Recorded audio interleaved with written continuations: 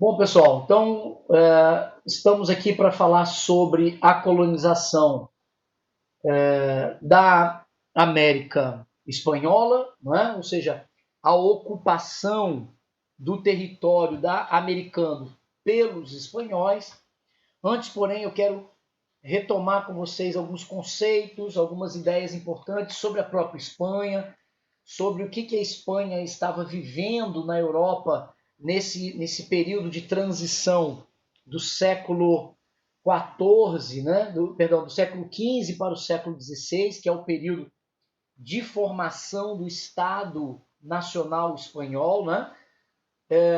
Nós vimos na aula anterior que esse processo foi um processo marcado por uma guerra dentro da Península Ibérica, que envolveu os espanhóis, os portugueses e os árabes que ocupavam aquele espaço.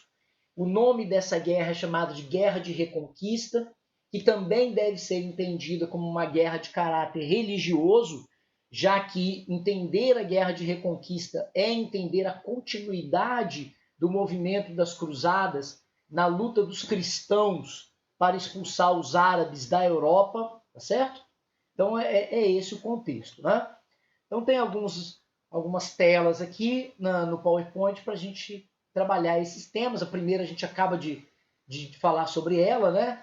A formação da Espanha está inserida dentro da luta dos cristãos contra os árabes, dentro da Península Ibérica, particularmente dentro da Espanha, envolvendo os dois mais poderosos reinos ainda feudais, né? Reinos feudais, reinos medievais, dentro da Península Ibérica, o reino de Aragão e o reino de Castela. Okay? O reino de Aragão e o reino de Castela. O reino de Aragão e o reino de Castela, através dos seus reis, Fernão de Aragão e Isabel de Castela, tiveram como estratégia de fortificação, de fortalecimento, melhor dizendo, do cristianismo e dos próprios reinos contra os árabes, uma estratégia comum na época da Idade Média, que eram os casamentos arranjados. Então, o casamento de Fernão de Aragão e Isabel de Castela foi um casamento arranjado, que teve como objetivo unir forças nesse processo de reconquista. Nós já estamos no processo de reconquista, o ano aqui é 1469, mas as guerras de reconquista já estão acontecendo há 100 anos. Vamos lembrar que o processo de formação de Portugal se consolida com a Revolução de Avis em 1385, tá certo? Ou seja, de modo geral, aí, 90 anos, né, 100 anos antes dos espanhóis, tá certo? Muito bem, esse processo de reconquista da Espanha, ele é lento, como também foi o português, ele é tardio, como as datas indicam, mas no ano de 1492, os exércitos do então Reino Unido de Isabel e Castela, formando agora a Espanha, conseguem expulsar em definitivo os árabes da cidade de Granada, que é uma cidade que fica bem ao sul da Espanha, quase no Mediterrâneo, o último reduto árabe e muçulmano dentro da península ibérica, né? Então, a data de 1492 é a data que simboliza o fim do processo de reconquista para os espanhóis, a consolidação do Estado Nacional Espanhol e o ano também que marca o início das grandes navegações espanholas, né? Essas grandes navegações devem ser entendidas como um conjunto de navegações marítimas que vão sair das rotas mediterrânicas e buscar novas rotas de comércio.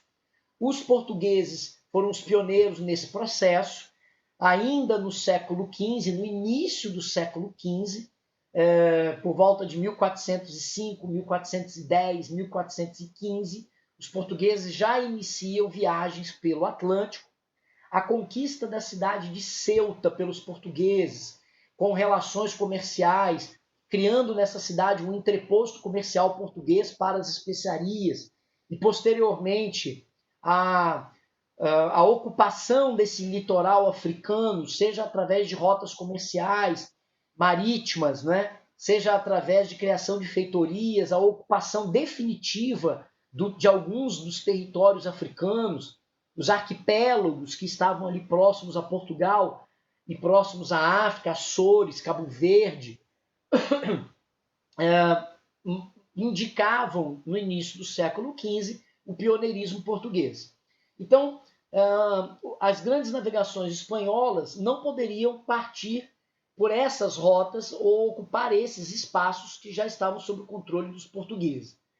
É nesse contexto que a ideia do Cristóvão Colombo se torna uma possibilidade para os reis Fernão de Aragão e Isabel de Castela, que acabaram financiando o Colombo, dando a ele uma tripulação, dando a ele equipamentos, dando a ele alimento, e 3 embarcações, né, as famosas Santa Maria, Pita e Nina, para fazer a circunnavegação para chegar até as Índias. Ok? Então esse é o contexto aí da Espanha, contexto espanhol.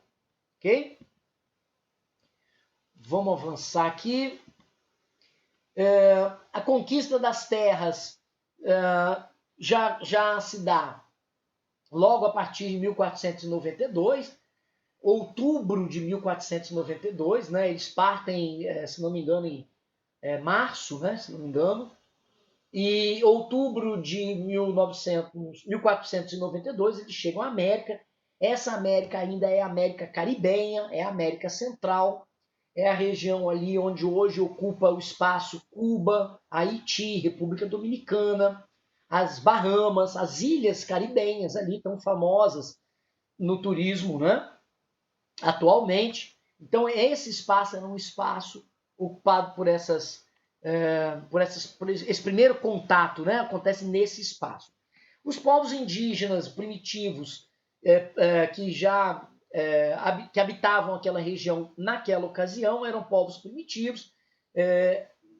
Eu sei que esse conceito de primitivo é um conceito muito questionado, tanto pela antropologia, sociologia e história. Eu só utilizo ele ainda para que vocês compreendam que o grau de desenvolvimento tecnológico entre os povos eram diferentes. A gente tratou disso na aula de ontem, né?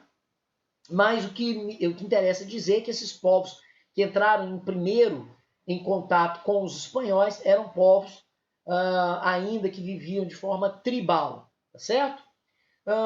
Mas conforme o tempo foi passando e os espanhóis foram tomando conta e percebendo o que de fato haviam, entre aspas, descoberto, e aí sim inicia um processo de conquista, de exploração das sociedades indígenas, de exploração das riquezas da região, e aí sim vira um processo de ocupação violenta, né? É que o que eles haviam descoberto não eram as Índias, obviamente, não era simplesmente um pequeno pedaço, mas um grande espaço territorial, um novo continente. Ok? Então, esse processo dos espanhóis de expansão já para o continente tem como símbolo, como marco aí, 2 grandes conquistadores espanhóis. O primeiro deles aqui, 1529, está aparecendo na tela para vocês, o Hernán Cortés, que desembarca no atual México, né, com aproximadamente aí 500 soldados para fazer frente a uma civilização que chegava em torno de 1 milhão de habitantes. Só a capital Tenochtitlán tinha em torno aí de 100 mil, esses números variam muito, mas 100 mil, cento e poucos mil habitantes só dentro da capital, dentro da cidade, tá certo? O Cortés, a gente vai ver um pouco mais detalhado isso para frente. O Cortés ele se aproveita muito dos conflitos internos que existiam dentro do Império Azteca. É importante a gente lembrar que os astecas eram conquistadores, formavam também um império dentro da América e, obviamente, tinham inimigos. Alguns desses inimigos se aliaram aos espanhóis e foram muito úteis aos espanhóis, ao Cortés em particular, que se aproveitou do conhecimento dessas tribos inimigas, também se aproveitou deles como braço, né, braço armado para se juntar aos soldados espanhóis para lutar contra os astecas, cuja deficiência militar maior não era o número, obviamente, né? Cortés estava com aproximadamente 500 homens, mas poucos outros índios locais aliados, mas a tecnologia militar dos astecas era bastante rudimentar se comparada à tecnologia dos espanhóis, que naquela época já conheciam o ferro, né? Já conheciam o ferro, já utilizavam espadas, escudos, lanças, flechas, né? Além da pólvora, obviamente, da arma de fogo, além dos canhões, que certamente fizeram toda a diferença nos contatos militares com os astecas, nas conquistas contra os astecas, ok? Quando a gente parte para os incas, o processo não foi diferente, o nome muda, Francisco Pizarro é o cara que vai se destacar na conquista dos incas, né, na expansão espanhola na América do Sul. Nós vimos na aula anterior que os incas ocuparam um espaço enorme da América do Sul, da Colômbia até o Chile, particularmente na região da Cordilheira dos Andes, não é? E também Pizarro, com um número muito reduzido de homens, foi vitorioso contra o rei, né, Atahualpa, né, os irmãos que estavam em guerra lá dentro do Império Azteca pelo trono. Né? Então se aproveitou também de problemas internos que acontecia dentro do Império Inca, em particular a briga dos dois irmãos sucessores ao trono, para enfraquecer internamente os incas e tomar o poder. Esse processo começa em 1521, se estende nas décadas seguintes, né, com a vitória definitiva já na terceira década do século XVI, a conquista dos incas e a dominação do território. Uma questão muito importante, né, que marca a expansão espanhola dentro da América e a vitória dos espanhóis sobre os astecas e incas, obviamente está ligado ao conjunto, a conjuntura, melhor dizendo, mercantilista da época, né? Ou seja, os europeus... Oi. Volta rapidinho só na conquista das terras incas, rapidinho, só para eu tirar uma foto. Eu vou disponibilizar o slide depois para você. Eu estou devendo... Aí foi, já que eu tô anotando já agora e aí já vai de vez, tá? Obrigada aí. Valeu, pode passar. Beleza. Bom, então é a conjuntura do mercantilismo, né? Então os europeus eles vêm para a América com essa intenção de explorar ao máximo as riquezas que aqui existiam. Essa relação não se dá apenas com a América, essa relação também está presente no continente africano e essa relação também está presente no continente asiático, né? Essa ideia, esse conceito, ela acaba inclusive fazendo parte da política de expansão europeia, que começa no século XV, no século XVI e se prolonga até o século XIX, quando a gente estuda o neocolonialismo do século XIX. Então, o nome muda, mas as intenções de exploração do território, sem uma preocupação de preservação ou uma preocupação de desenvolvimento da área explorada, também está presente, ainda está presente. Então, esse processo é um processo bastante longo, que dura 400 anos, ok? Somado, então, a esses 4 elementos que eu estou mostrando aqui na tela de vocês, os astecas, os incas e os maias foram praticamente dizimados, bem como outros povos indígenas da região. Boa parte da sociedade indígena morreu, né? Outra boa parte foi escravizada, e esse impacto foi tão forte dentro da cultura indígena que nós podemos dizer que muito dessa cultura foi suplantada, foi foi dizimada a ponto de hoje, não é, a gente não observar mais a continuidade dessa cultura, salvo, claro, projetos atuais, projetos mais contemporâneos de preservação da cultura, através de museus e da própria história e assim por diante, ok? Então aqui no primeiro ponto, a questão das doenças, que é um outro elemento que aparece bastante nas questões, nos exercícios, né? Por exemplo, uma doença que é a gripe, que é bastante comum, né? Na Europa, hoje, nos dias de hoje também bastante comum, mas que na época dizimava as sociedades indígenas em uma semana. Em uma semana. A gente está vendo aí o coronavírus, né? Como que os vírus e as bactérias, quando o nosso corpo não tem imunidade, eles são fatais. Então, esse elemento é um elemento que está que é importante a gente destacar também. O segundo elemento que contribuiu para as conquistas espanholas foram as rivalidades internas entre esses índios. A gente pensa muito os índios como primitivos, como pessoas que estavam ligadas ao campo, que vivem aquela vida bucólica de uma relação de simbiose perfeita entre a natureza e o homem, mas não é nada disso. Isso é uma visão idílica que nós temos das sociedades indígenas, isso é uma visão romântica que nós temos das sociedades indígenas, construídas no século XIX com o romantismo, né? Com o naturalismo, com o parnasianismo, né? E que não diz respeito à realidade. Então, os índios, eles utilizavam trabalho escravo, eles entravam em guerras constantes entre si, eles escravizavam outros povos indígenas, eles tinham relações comerciais, eles construíram grandes cidades.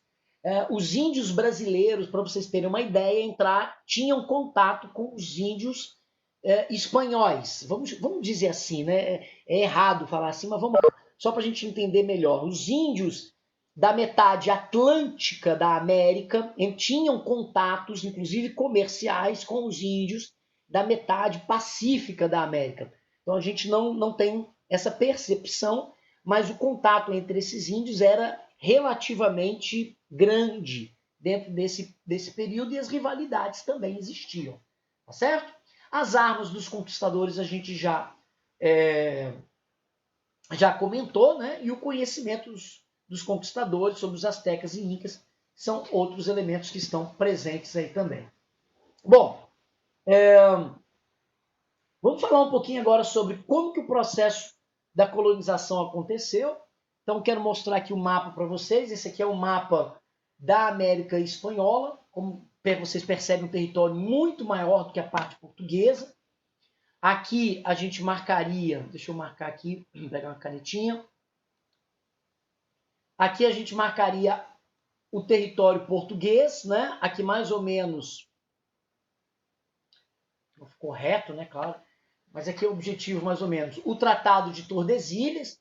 Esse território português ele foi dividido, como vocês já estudaram, em faixas de terra, 15 no total, distribuído para os donatários. Então, esse aqui é a história do Brasil, né? Esse território, ele foi um território ocupado pelos portugueses no início apenas no litoral, né? Então, quando eu faço a comparação com a América Espanhola, eu verifico que isso é diferente, porque, por exemplo, quando eu olho Cusco aqui, né? A cidade de Cusco, tá certo? Quando eu olho a cidade de Lima, essas cidades elas não são litorâneas, elas são interioranas. São cidades de altitude. Então, para os espanhóis, eles tiveram que entrar no interior, tá certo? Uma pergunta que alguns alunos me fazem, que eu estou explicando essa matéria, é por que os espanhóis não fizeram isso aqui? Por que os espanhóis não ocuparam o território brasileiro, né? Que cabia a eles no Tratado de Tordesilhas? A resposta para isso está na dificuldade de transpor a Cordilheira dos Andes, e a segunda resposta está na riqueza que eles retiravam das outras regiões, que era, naquele momento, suficiente para os espanhóis. Não era pouca coisa, tá, pessoal? os espanhóis se transformaram no século XVII no maior país econômico do planeta, na maior riqueza econômica do planeta, tá certo?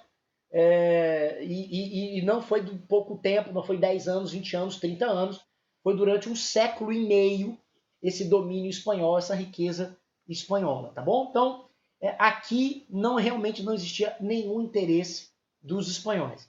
Outra coisa que eu quero que vocês prestem bastante atenção aqui nesse mapa é que existe uma diferença entre vice-reinos, né, como aqui o vice-reino do Prata, e as capitanias gerais, como a Capitania Geral do Chile, por exemplo. Essa diferença está no grau de importância política, econômica e administrativa dessas regiões para a Espanha.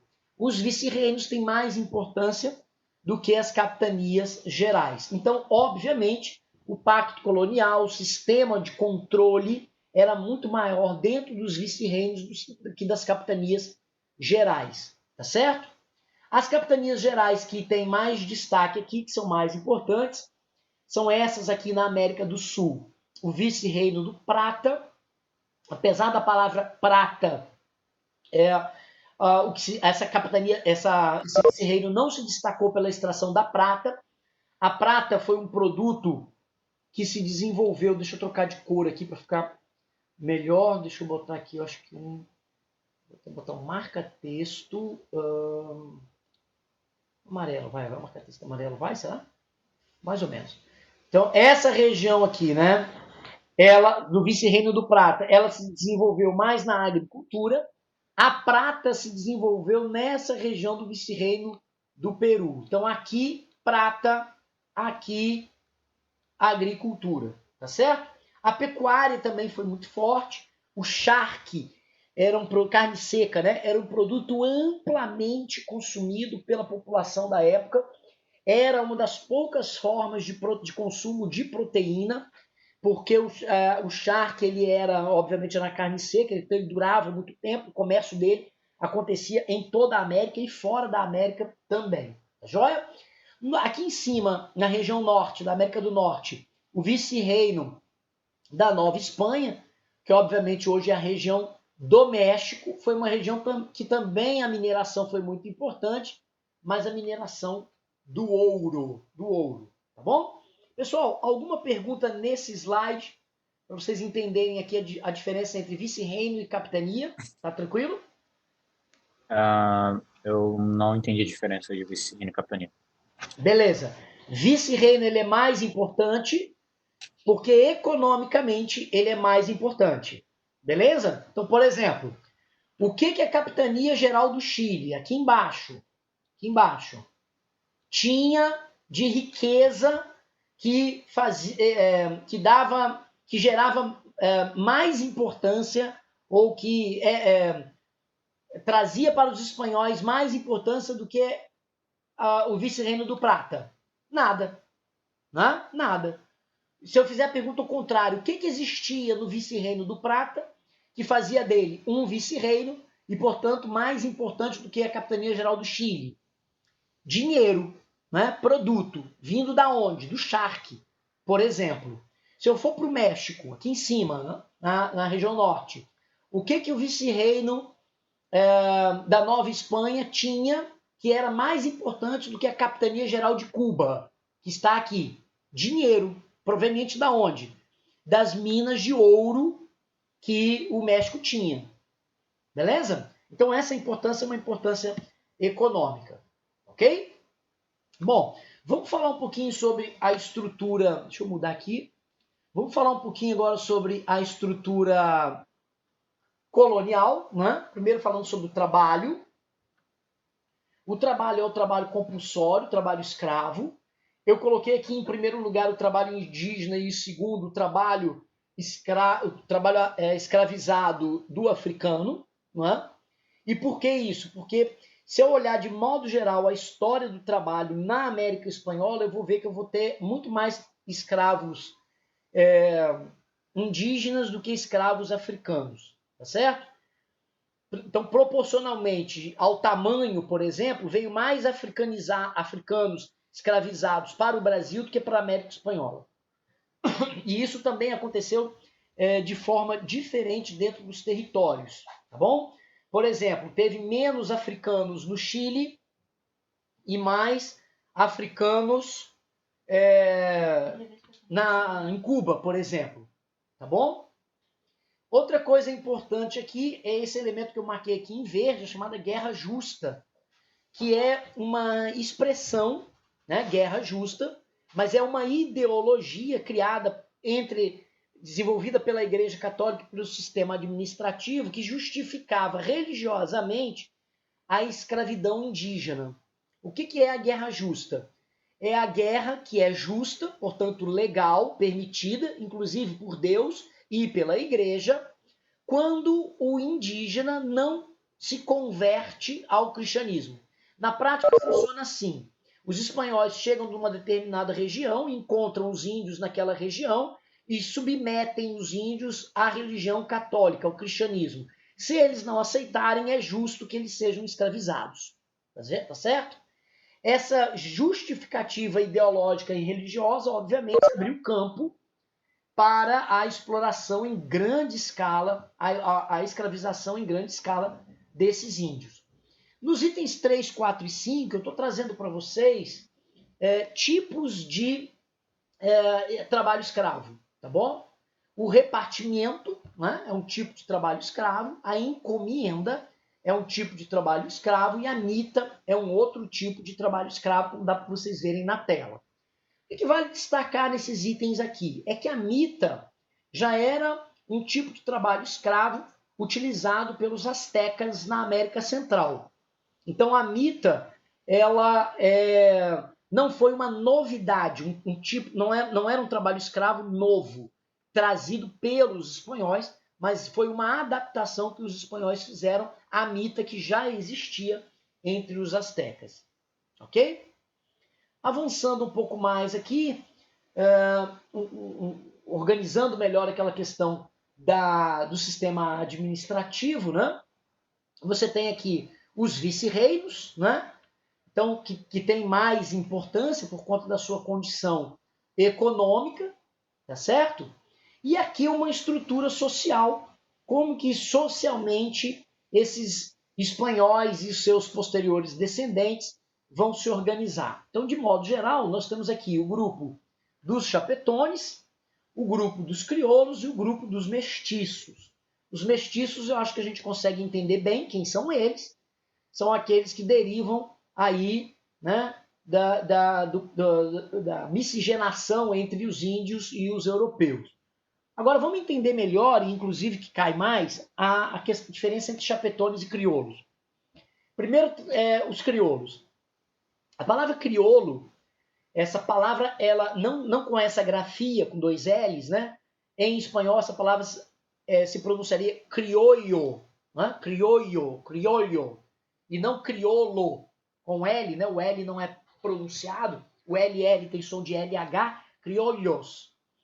Na América Espanhola, eles não têm o que a palavra crioulo, com L só, no Brasil adquiriu, que foi um sentido pejorativo de classificar os negros como uma categoria social degenerada, inferior, tá certo? Então, tanto os chapetones quanto os crioulos são brancos, fazem parte de uma elite branca, tá certo? São ricos, exercem um poder e uma influência dentro das colônias, tanto as capitanias quanto os vice-reinos, ok? Qual é a diferença? A diferença é que os chapetones, eles são os espanhóis vindos da Espanha para a América para administrar o sistema colonial. Então são pessoas da confiança absoluta e direta do rei espanhol. Já os crioulos são os descendentes dos nobres espanhóis que vieram para cá e que nasceram já aqui na América, ok? Então os crioulos são americanos, descendentes dos espanhóis. Por que essa diferença é importante e a gente precisa explicitar? Porque na prática vai existir, em termos de poder e em termos de influência administrativa, uma diferença enorme entre os chapetones e os crioulos. Na prática, os ricos, ou mais ricos, os grandes proprietários, vou dar exemplos, os grandes proprietários de terra, os grandes mineradores, os grandes comerciantes, tá certo? São crioulos, ou criollos, tá certo? São descendentes de espanhóis já estabelecidos dentro da América, espalhados do México ao Chile, mas que não têm poder, ou cujo poder está limitado pelos chapetones, tá certo? Essa diferença que parece simples, ao longo do século XVII, do século XVIII principalmente, vai acirrar a relação entre esses dois grupos e vai acirrar a relação entre os crioulos e o governo central espanhol, que não está na América, está na Espanha. O Brasil teve, eu gosto sempre de comparar com o Brasil, para que a gente consiga entender melhor. O Brasil teve uma situação, um desenrolar histórico bastante diferente, porque a coroa portuguesa percebeu muito rapidamente, já no século XVII, que trazer a elite brasileira para próximo do sistema administrativo e também para próximo do poder era uma estratégia de unidade. Vou repetir a palavra. Era uma estratégia de unidade. Ora, por que isso? Porque se você traz aquele que precisa pagar os impostos, aquele que precisa explorar a terra, porque é uma obrigação, dentro de um ambiente extremamente hostil, que é um ambiente colonial, se você traz ele para próximo do sistema administrativo, das relações de poder, ele se sente um igual, mesmo que na prática ele não seja, não é? E como que o governo português fez isso no Brasil? Criando as câmaras municipais. Logo no início, em 1549, quando o governo geral é criado, né, o ouvidor-mor, o capitão-mor, aquelas instâncias governamentais se tornam mais complexas, são criadas, e as câmaras municipais são criadas. Quem são os homens bons na administração portuguesa? É essa elite que já não é mais portuguesa, porque já está nascendo aqui no Brasil, já são brasileiros, mas que se sentem portugueses espiritualmente e, portanto, continuam a reproduzir o sistema colonial brasileiro sem se preocupar com ideias de independência, tá certo? Isso não vai acontecer na América Espanhola, porque essas rivalidades entre crioulos e chapetones vai sim despertar entre os crioulos de maneira diferente, sem o caráter de unidade, vai despertar o interesse pela independência. Não é? Então esse é um elemento importante para a gente destacar. Avançando aqui, pessoal, ainda falando sobre a estrutura administrativa, é importante a gente lembrar aqui do Pacto Colonial, porque eu estou trazendo um outro nome aqui para vocês, que é o exclusivo metropolitano, mas é um nome utilizado geralmente nas questões que aparecem em história da América Espanhola, exclusivo metropolitano. Na prática é a mesma coisa que Pacto Colonial, tá certo, pessoal? O sistema de portos únicos, isso aqui não existia na América Portuguesa, não existia no Brasil, não pelo menos com essa característica aqui da América Espanhola, e é fácil a gente entender isso, né? No início do processo de colonização, no século XVI,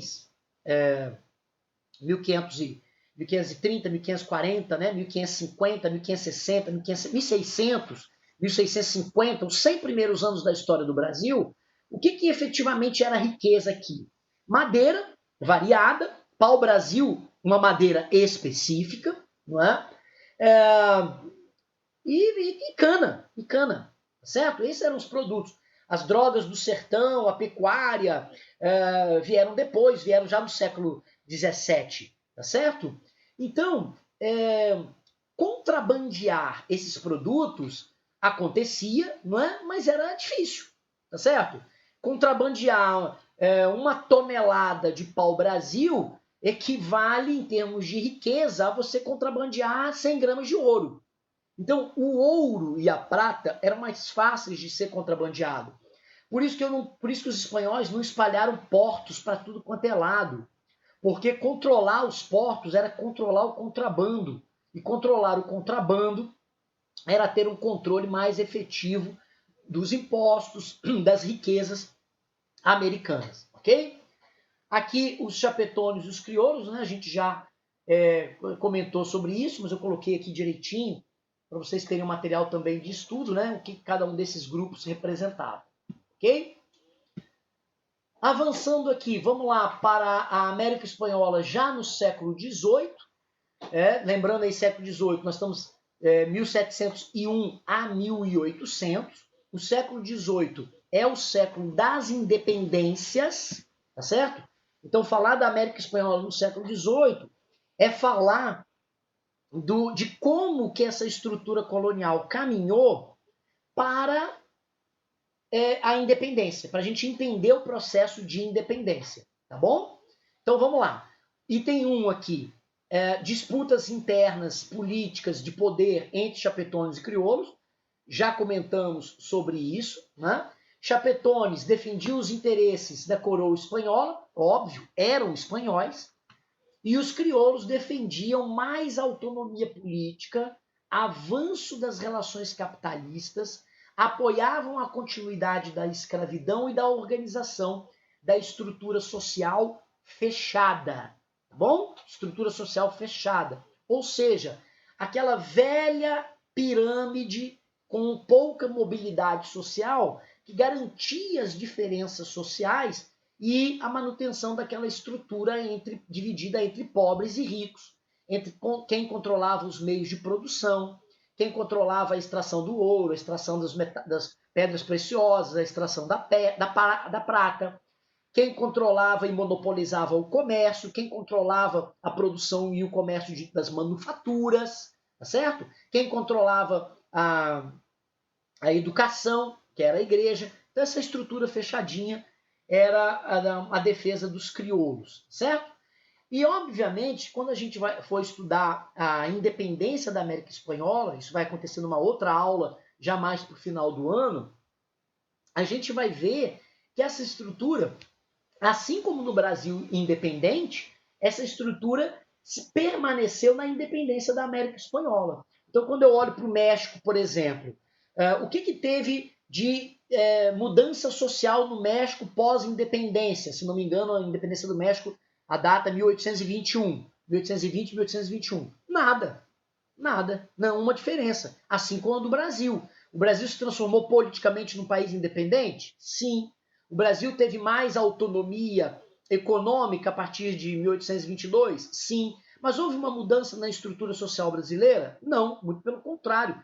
As relações escravistas, por exemplo, para ficar num exemplo só, se fortaleceram após a independência. No caso da América Espanhola, a mesma coisa, certo? Então, a pobreza, a escravidão indígena, né? As relações conflituosas entre as camadas mais pobres e as camadas mais ricas eram fortes no século XVIII. Tá bom? Alguma dúvida, pessoal? Alguma pergunta?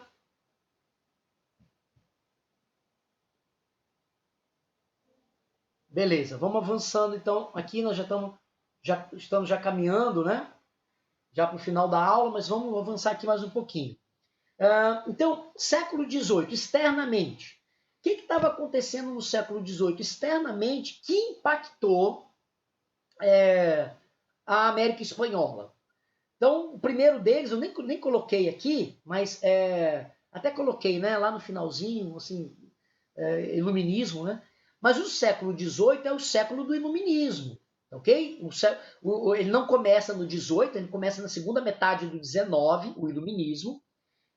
O Locke, né, é considerado o primeiro grande pensador iluminista. Ele é do final do século XVII ainda, mas, grosso modo, assim, de modo bem geral, quando a gente fala do iluminismo político, quando a gente fala do iluminismo social e do iluminismo econômico, do Adam Smith, por exemplo, a gente fala do 18, tá bom? Então, o primeiro elemento externo que vai impactar na América Espanhola vai ser o iluminismo, tá bom? Tanto esse iluminismo econômico, tá? Que vai pregar, sim, uma reformulação dos princípios mercantilistas, que vai condenar a participação do Estado controlando a economia, o Adam Smith, né? A famosa mão invisível do Adam Smith, a famosa ideia de que o Estado deveria interferir menos na economia, porque a economia e a lei de oferta e procura, demanda e oferta, né? Se autorregulariam dentro de uma sociedade de livre mercado. Essas ideias começam a nascer no 18, certo? E, obviamente, que isso, quando vai para a América, se choca com o Pacto Colonial, se chocam com os monopólios espanhóis, também portugueses, né? Se chocam com os acontecimentos coloniais, certo? Outro elemento, e esse eu coloco mais ênfase aqui, são as guerras napoleônicas, que também vão ter um impacto muito grande, porque o Napoleão Bonaparte vai fazer um samba do crioulo doido, né? Lá dentro da Europa, vai mudar, botar a Europa de cabeça para o ar, de ponta cabeça, e inclusive invadindo a Espanha, né? A Espanha vai fazer resistência às guerras napoleônicas, às invasões napoleônicas, mas só parte da Espanha, porque uma outra parte da Espanha vai ser rapidamente vencida e vai ser ocupada pelos franceses e que vão inclusive colocar dentro da Espanha, dentro dessa metade da Espanha, um governo colaboracionista, tá certo? Então, enquanto a Espanha no século XVIII, no século XIX, nesse período de transição aí, século XVIII, século XIX, vai estar preocupada com o Napoleão, os movimentos de resistência ao sistema colonial, os movimentos contrários e pró-independência promovido por alguns dos chapetones vão se fortalecer, tá bom? Outro elemento importante, doutrina Monroe e independência dos Estados Unidos. Vamos lembrar que o século XVIII e o século XIX, logo em seguida, são séculos que também vão promover uma corrida imperialista. A Revolução Industrial é do século XVIII, está todo mundo querendo produzir industrialmente, com máquinas, e ocupar novos espaços e novos mercados consumidores. Os Estados Unidos está dentro desse bojo, certo? Claro que isso não acontece da noite para o dia, gente, isso é lento, né? A gente sabe disso. Isso é um processo que demora décadas para acontecer. Mas quando eu olho, por exemplo, para 1823, já no século XIX, a doutrina Monroe, por exemplo, eu vejo que os Estados Unidos se aproximou dos países, das colônias que estavam lutando pelo processo de independência para se transformarem em países independentes dentro da América Espanhola, para aumentar a sua influência, né, econômica, política, comercial dentro da América. Tá joia? Não é à toa, por exemplo, no caso brasileiro, só para lembrar que o primeiro país a reconhecer a independência do Brasil é os Estados Unidos. E isso também vai acontecer na América Espanhola. Beleza? Bom, falando do processo das independências da América Espanhola, eu quero destacar para vocês o caso do Haiti, tá bom? Nós vamos estudar lá no final do ano, quando a gente estudar América Espanhola no século XIX e no século XX, os processos de independência com mais força, tá? Com mais detalhes.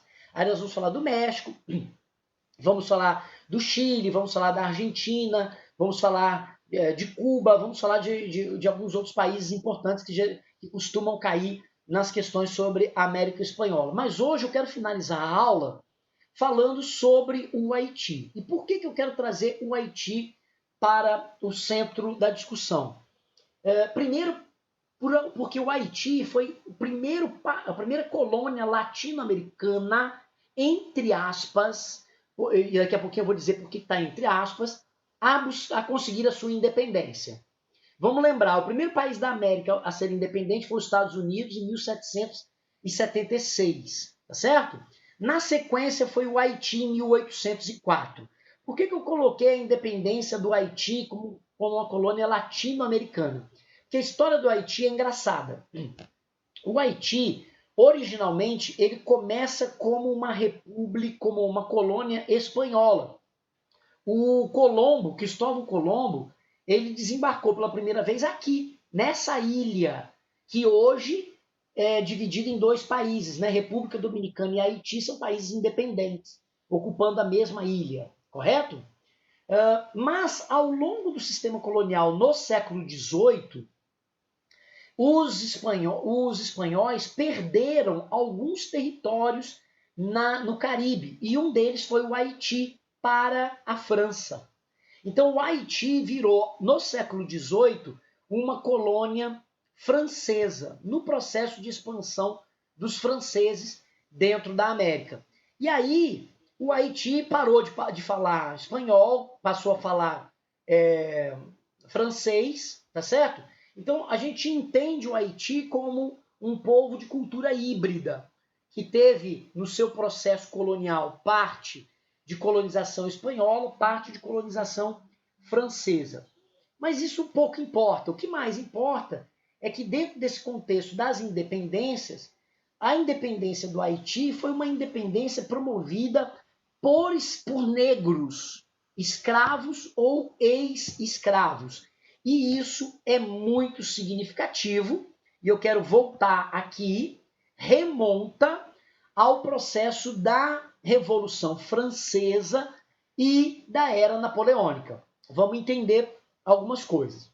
Se a gente lembrar a Revolução Francesa, a gente vai lembrar que os jacobinos tomaram o poder, inclusive é o período da República Jacobina, logo depois do julgamento e morte do rei Luís XVI, né, da guilhotina do Luís XVI, começa a República, a primeira República Francesa, que é a República Jacobina. E no ano de 1793, uma das coisas que a Constituição Republicana faz é acabar com a escravidão nas colônias. Nós estamos aí, né, 1793, já é século XVIII, o Haiti já era uma colônia francesa. Então, a escravidão no Haiti é abolida, momentaneamente, isso volta depois. Né? Mas por que isso é significativo? Porque, momentaneamente, o Haiti vai, assim como outras regiões também, controladas pelos franceses, vão sentir o gostinho da liberdade, tá certo? Da liberdade. E ali começa a nascer, ainda dentro do processo da Revolução Francesa, os movimentos a favor da liberdade definitiva dos escravos e da independência. Bom, a independência do Haiti, feita por escravos, feita por ex-escravos, o que interessa para a gente, né? Feita por negros, né? Se nós vivemos um mundo racista hoje, você imagina o que era o século XVIII. Essa independência, ela se transformou numa independência simbólica, de um simbolismo gigantesco dentro da América. Por exemplo, a ponto de colocar aqui caraminholas na cabeça da elite branca brasileira, por exemplo, que viam no exemplo do Haiti, né, ou na independência do Haiti, um perigo, né, o chamado perigo haitiano. Essa expressão existe e é utilizada nas questões, o perigo haitiano. Qual é o perigo haitiano? Que o modelo de independência do Haiti se espalhasse pela América, tá certo? Então, por exemplo, quando a gente vai entender a independência do Brasil, aquela ideia do dia do fico, né? A pressão que a elite brasileira e parte da elite portuguesa vai fazer em cima de Dom Pedro, uma pessoa claramente despreparada para governar o Brasil, e até com pouco interesse de governar o Brasil. Tanto isso é verdade que ele vai abdicar lá em 1831, voltar para Portugal para ser rei de Portugal. Isso mostra que a elite brasileira tinha medo de perder o poder, né? Medo de uma mudança social, como aconteceu no Haiti. Bom, então bastante atenção aí para a história do Haiti.